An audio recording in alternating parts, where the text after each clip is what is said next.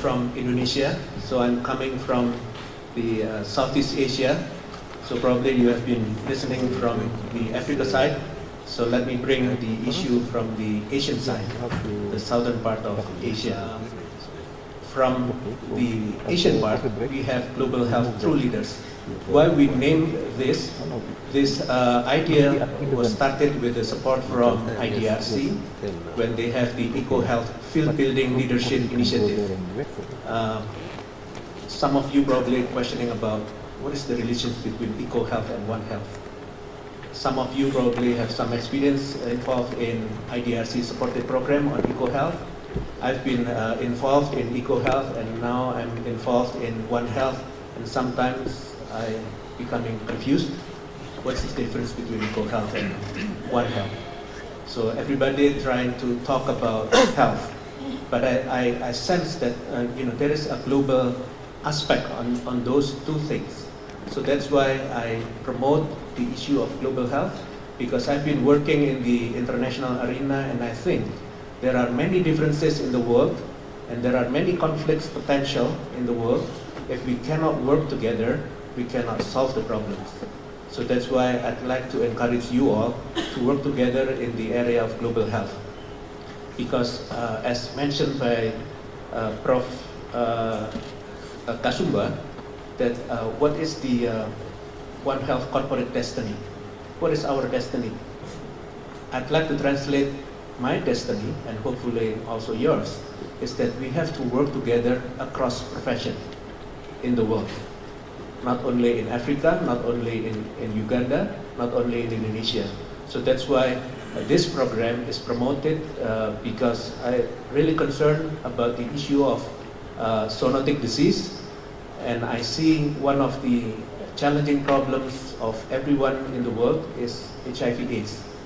Up to now, I believe that this HIV/AIDS is originally a zoonotic disease. But now we have many others, and hopefully we just only have one with HIV/AIDS, not with the others. So this is one of the examples when we are talking about Ebola, for example, in Western Africa.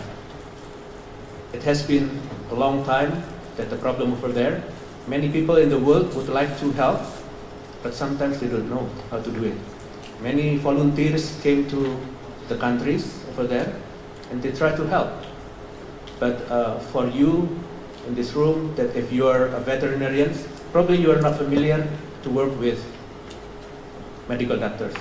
Like for me, I'm a veterinarian.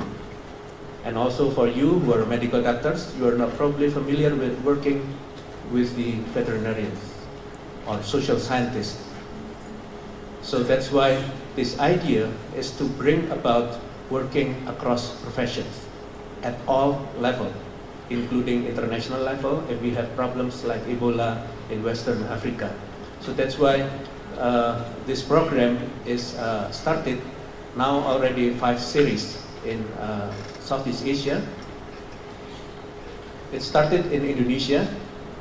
This program jointly funded by the IDRC and USAID. I finally convinced those two funding agencies to work together. At the beginning, IDRC said, this is future leader. USAID said, no, this is tomorrow's leader. So finally I said, this is global health, true leaders. Because we are promoting true leaders, not only a leader who have the capacity to lead, but when they go to the field, sometimes they don't know, to work together. Not only across professions, across culture, across language barriers. We have problems, many problems in the world, but if we cannot solve that, if we cannot work together, so I think we are in trouble. So starting in Indonesia, now we have 2 series implemented there, but it's not only for Indonesians. This is an international program, and it's participated by several countries in the region, not only in Southeast Asia, but including China. And then the second batch we implemented in Thailand last year. So there are about 25 people in the other countries, but in Indonesia there are almost 100 people participants. And then in Vietnam, there are also 25 people participated. and also participants from other countries joined in this activity, including in Thailand, and then also in China. The China place is rather exclusive, but it has potential because this is a big country. So it has been implemented in 4 countries, but there are 10 countries represented.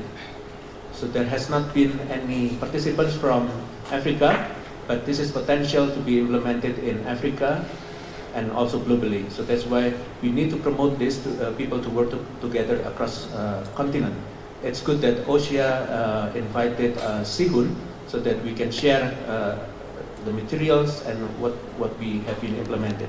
So the materials is about the leadership, the global perspective, working with the sectoral and across professions, and culture. Culture is a very important one because when we deal with the zoonotic disease, sometimes we have to live with the animals, and it's in the academic, it's easy to say that you can slaughter the animals, but sometimes culturally it's not acceptable.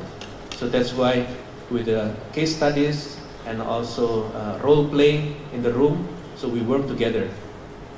So you can see that the training involved not only medical students but also veterinary students, public health, and other fields work together.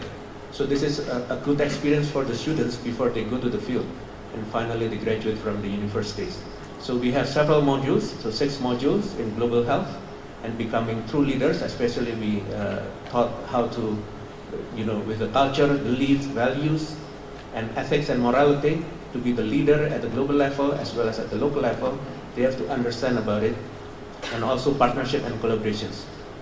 Most of these are soft skills, which is very important. The hard skills have been taught in the universities. So these are the field activities. They work together.